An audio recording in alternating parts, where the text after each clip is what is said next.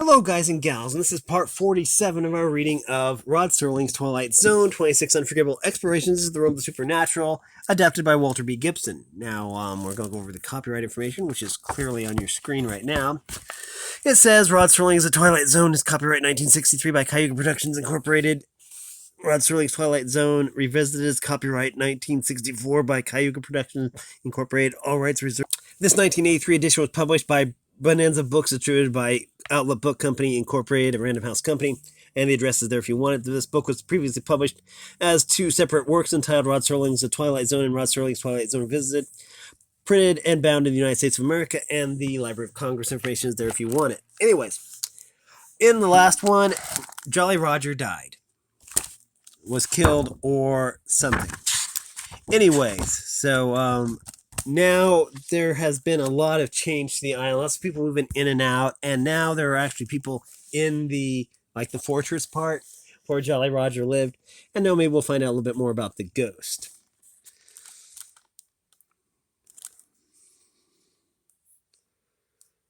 Give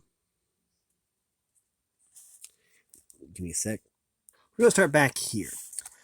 They went at it with a vim that made the old days of piracy look tame. All types of weapons, from poison darts to plastic bombs, were called into action, while modern tanks went clanking into ancient jungle pits. But before the warring groups managed to converge on Cape Regal itself, the United Nations flew in an emergency force which took over Hangman's Bay as a supply base under the command of Colonel Gandak, who headed a small picked force from India. Colonel Gandak promptly occupied Fort Defiance to prevent local factions from moving in there. More quotas arrived from other countries, and soon a very cosmopolitan group of officers and men were garrisoned in the ancient fort. There, Calvin Laxman, the custodian, who also served as the curator, showed the officers around the place and related its history. Entering by the Sally Port, the guard room was on the right, and according to Laxman, it had changed but little since the days of Governor Roger Crisp. If you measure the guard room, declared Laxman, in his precise tone, you will find that it runs all the way to the western bastion, where new masonry was added to strengthen the wall. Carefully, Laxman paced off the distance, then stopped and eyed the wall through thick lensed glasses, finally running his finger over the masonry, as though to feel cracks in the mortar. Then his eyes could not detect. Colonel Gandak and other officers who watched him agreed that a very fine job had been done.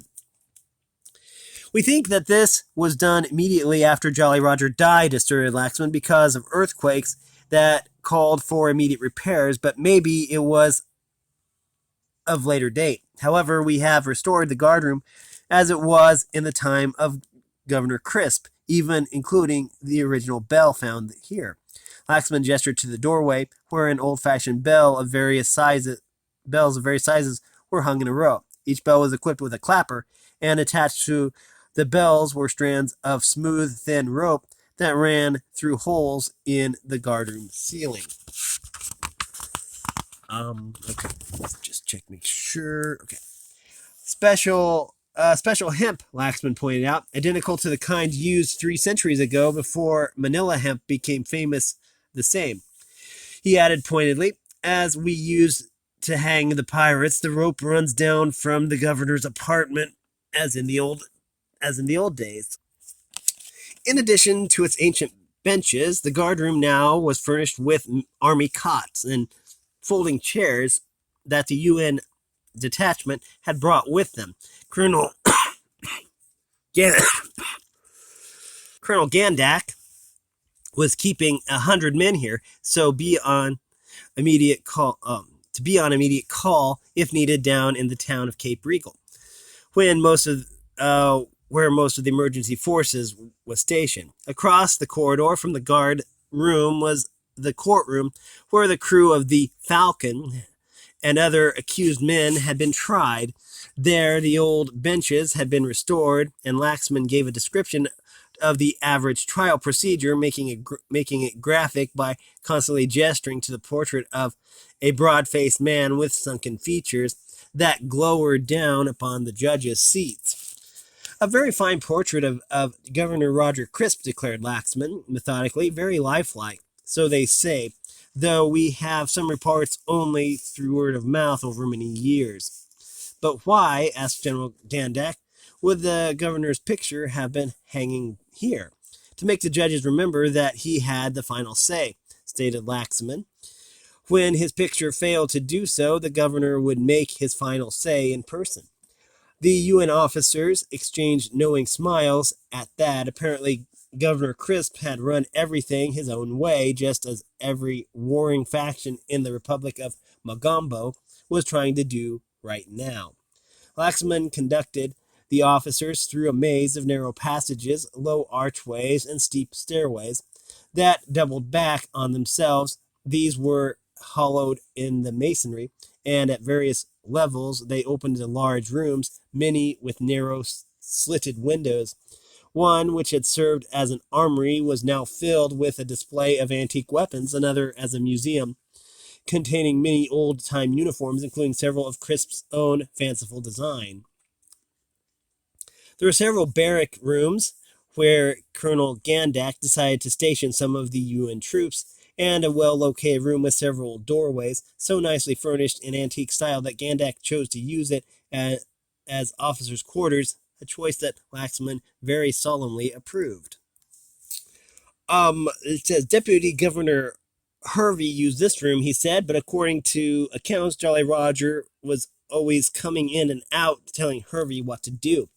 Sounds as though his nibs were everywhere, put in Officer O'Shea, who was in charge of an Irish contingent. Have you ever run into his ghost anywhere around the fort, Laxman? Laxman winced momentarily at the question. Sometimes I think I have, he admitted, and almost everywhere, but maybe I do not see too well in the dark passages and stairways. He took off the thick lensed glasses and wiped them with a handkerchief. Shadows, doorways, almost anything can look like a person through these glasses. That brought a comment from Lieutenant Alvarez, who commanded the platoon of Chilean troops. Why, with so many passages, he observed, perhaps you lose your way around here sometimes. Lots of times, conceded Laxman, so I advise everyone to be careful.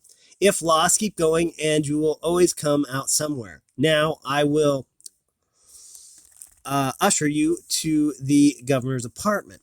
He put on his glasses and delivered a dry smile. If I have not forgotten the way there. He led them up more stairs and through intricate passages until suddenly they emerged into blinding daylight upon the terraplane or roof of Fort Defiance.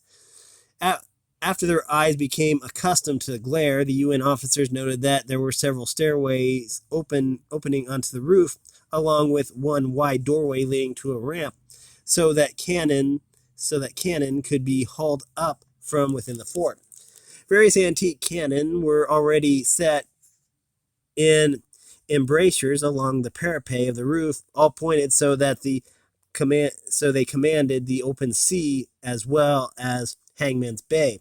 Some of them brought smiles from the UN officers, for not only were the old guns obsolete, they came from different periods, representing a span of a few centuries. Evidently, they had been gathered hit or miss, simply to decorate the fortifications. The watchtowers, though obviously reconstructed, look quite authentic, and the same applied to Crisp's own apartment, where Laxman now conducted the UN group. Up half a dozen steps, past a metal-sheathed door that groaned on ancient hinges, into a gloomy room with iron shutters. There, the officers paused until Laxman reached the window and pulled the shutters wide. Again, sunlight dazzled them, this time with the view that Jolly Rogers had so often studied from this very window. There was the parade ground, with its modern replicas of old-time mastheads, beyond the blue waters of Hangman's Bay, with the town of Cape Regal sprawled along the waterfront. Its glistening white buildings gave an illusion of cleanliness that the place did not possess. Past that, the blue hills, with a curl of grayish smoke rising from the cone of Mount Mogombo into the cloudless sky above. The scene was so timeless that it cast off the centuries and wrapped the viewer in a perpetual spell. When they turned to look at the room itself, now bathed in the sunlight from the windows, they were even more impressed. Here the past was visible in present form. Here the past was visible in present form. The captain's chair, in which Governor Roger Crisp had seated himself beside the huge oak table, was with a silken belt cord hanging handily, and even a bottle of bumbo within easy reach, along with a half-filled glass. Exactly as on that last day, recited Laxman, seating himself in the chair. His Excellency was sitting here like this, drinking his bumbo. Laxman reached for the glass and paused, when he heard shouts from the window and pulled the bell cord. Laxman gave a quick glance toward the window, then another and another, contorting his face as though expressing fear. Between glances, he kept tugging the bell cord, harder, and still harder. Finally, he slumped sideways and sprawled across the table, letting his head lie there while he twitched his hands convulsively, an imitation of Crisp's death throes. And this is how they found him, croaked Laxman, cocking one eye at the group, lying dead, stone dead, when they rushed in. Colonel Gandak, Captain O'Shea, and Lieutenant Alvarez repressed their smiles at Laxman's crude dramatics, as did the other UN officers present. Then suddenly their amusement turned to alarm. A rush of footsteps clattered up into the apartment. They sprung about, half expecting to meet a surge of old-time pirates. Instead, they were faced by a squad of UN nations troops, headed by a sergeant named Dahazi, who hailed from Iraq.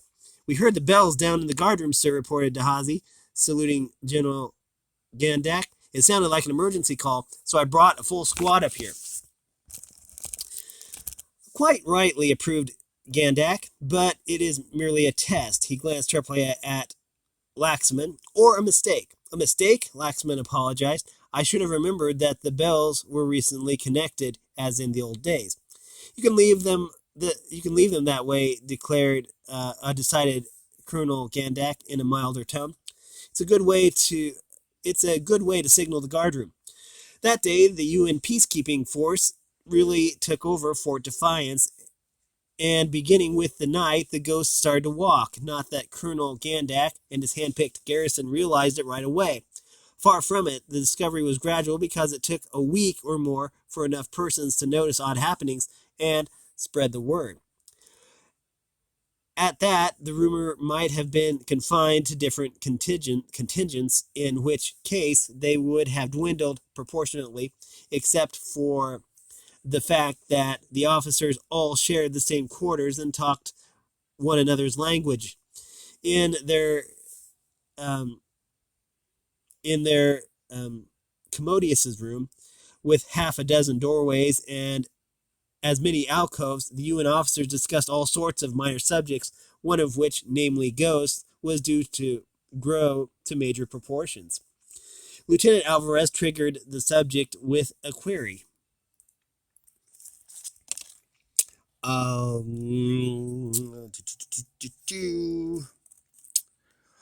Remember what Laxman had said about thinking he saw ghosts? Well, a couple of the men think they seen them, or I should say they think they had seen one ghost. It looked the same to both. "Only one ghost?" put in Captain O'Shea with a broad grin. "This old fort should be big enough for a flock of them." It is only one ghost," declared Lieutenant Hadrup, who commanded a Danish platoon. "Two of my men have said so." "You mean they have seen the ghost too?" "Two. That is what I said. I mean 2 men, but only one ghost. 2 men have seen one ghost." "Interesting," chuckled Captain O'Shea. "Well, I've been too busy down at Cape Regal to check on things up here. He turned to Lieutenant Dolan, his subordinate. Anything special to report, Lieutenant? Have other men been seeing ghosts too? Yes, sir. Not only 2 men, but 3. All have seen the same ghost. Now the subject suddenly became serious to Captain O'Shea, a senior officer among those present. He demanded details. What is it?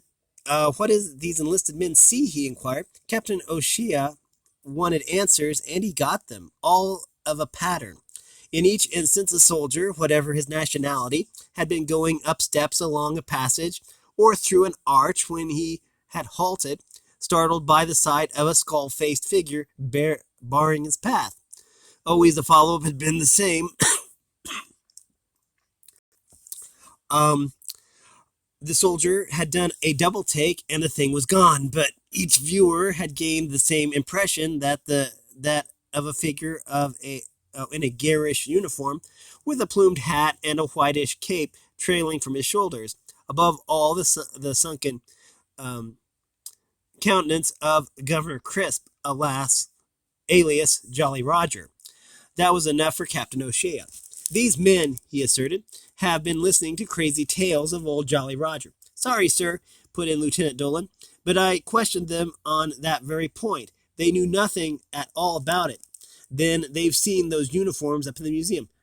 Not my men, sir, declared Lieutenant Alvarez. None of them have been there. Then they've been imagining things as Laxman said he did when the daylight was feeble in the passages. But these ghosts have been seen at night, sir, stated Lieutenant Hadrup. All the men say the same. At night, declared O'Shea, with a shrug. Some of those stairs and passages must be really dark. No, they are very well lighted, sir, Dolan insisted, turning to the other lieutenant, who gave a corroborative nods. We have put cables up all those stairs and along the passages with more than enough light sockets. So I've been wasting time among the bright lights down in Cape Regal.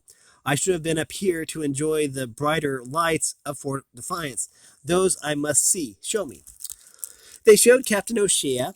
They took him along corridors that were strung with electric light bulbs, through archways where there wasn't enough darkness to stir the slightest imagination, yet they insisted all 3 lieutenants, Alvarez, Hadrup, and Dolan, these men under their separate commands, had seen a plumed caped ghost that could only be Jolly Roger. To that, Captain O'Shea made the straight-faced declaration. Convinced I should be, and will be, only if all of you should see the same ghost at the very same time. That would be droll indeed. Should it happen here in your own quarters, please tell me. Just send word to me down in Cape Regal. Okay. With that, Captain O'Shea stalked through one of the half-dozen doorways from the officers' quarters and made his report to Colonel Gandak, who had taken a special room of his own. Naturally, Captain O'Shea said nothing about Jolly Roger's ghost. His report concerned conditions down in Cape Regal, where he promptly returned. Apparently, the captain had no more time to waste around Fort Defiance. At least so the lieutenants thought. The next night, those same lieutenants and a few others were weighing those same rumors, plus a few new ones that had cropped up. They had interrogated their men thoroughly, and all had stuck to their individual stories. The consensus was that a ghost really was on the move, and the group nodded solemnly when Lieutenant Alvarez declared, I should like to have Captain O'Shea here with us and have him see exactly what our men have told us, a ghostly figure of this so-called Jolly Roger. Alvarez cut short, staring toward a doorway, and the others followed the direction of his gaze. They froze at sight of the very figure they were talking about. There it was, clad in a white uniform, plumed hat, cream-colored cape, swashbuckling boots of a light tan, and a sash of the same color from which dangled a sword and scabbard. This full-fledged materialization of General Roger Crisp was clad in the exact replica of one of the uniforms in the museum room. Eyes glared, no, eyes glued, the group tried to make out the face beneath the hat brim. It was whitish, skull-like, as they feared. These officers were unarmed here in their quarters, but it hardly would have helped to draw a gun against a ghost. Or at least, so they thought, until Lieutenant Hadrup crouched low for a better look up at the skull-like face, suddenly exclaimed, "I know you, but until this moment you had me badly scared, Captain O'Shea." At that, the ghost removed its plumed hat with a sweeping bow and revealed O'Shea's smiling features. The lieutenants, though taken in, laughed at the captain's prank. "I went up to the museum," exclaimed O'Shea, "and borrowed this outfit to fool you. A pretty good job I did, too. But not quite good enough, was it, Hadrup?" "No, sir," returned the Danish lieutenant. "Your face was white enough, but not as hollow as Jolly Roger's should be." "My error," admitted O'Shea. "I used powdered chalk." He rubbed his hands across his cheek and showed some that came off. But I should have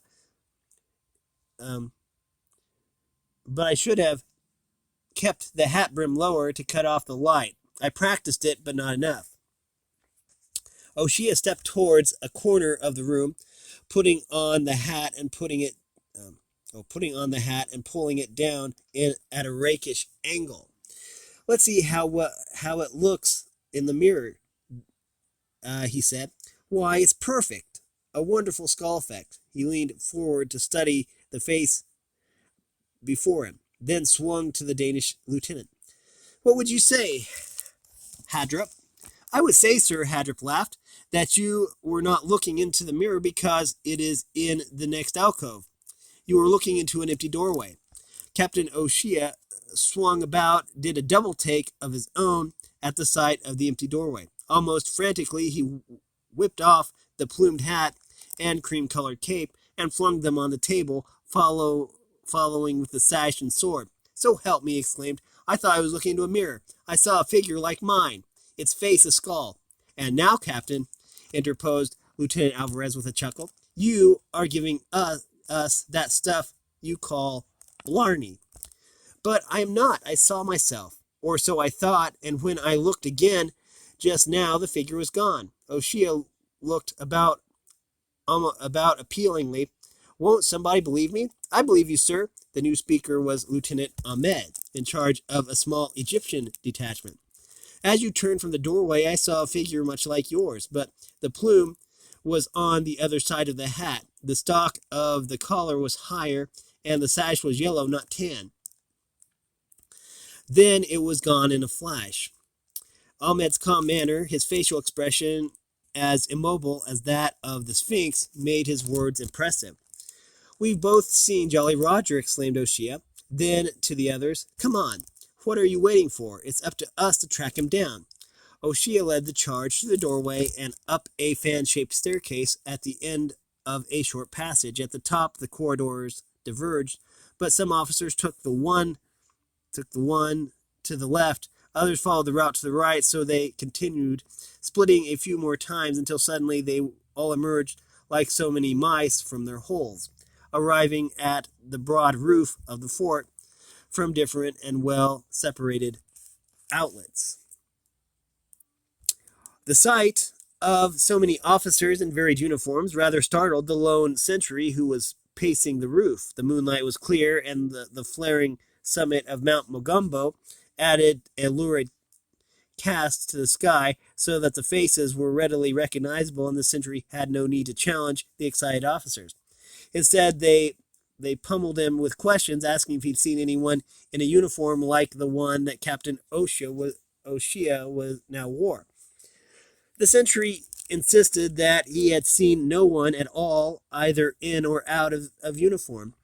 After a futile search of the entire roof, the officers looked into Crisp's apartment and the various watchtowers. Those all those proved empty, and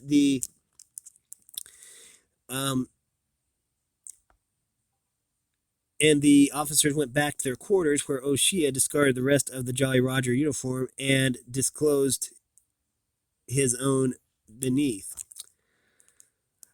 "I'll take these back to where they belong," O'Shea stated, referring to the oversized pantaloons, doublet, boots, and other regalia. "I guess Lieutenant Ahmed and I were just imagining things. The sooner we forget it, the better." It wasn't going to be that easy to forget. Within a few days, a mysterious malady began to break out among the UN troops in Fort Defiance. It wasn't serious. It just seemed to affect those who were slated for sentry duty on the roof during night hours. Once relieved, just checking here, of such duty, the patients immediately improved. The lieutenants quizzed their men and reported the findings to Captain O'Shea, who took it up with Colonel Gandat. First, O'Shea frankly admitted that he had played a hoax on his fellow officers and described how it had developed into an actual ghost hunt. Then he came to the present problem. "The men on sentry duty have been worried, sir," explained O'Shea. "Whenever they've been detailed to the roof, they say they always feel that someone is watching them, no matter which way they turn. It was getting on their nerves, though they didn't say so until the other night. Then, when we all came hopping up there looking for the ghost, the man on sentry duty, Private Zuga of the Iraq detail, became really worried. He told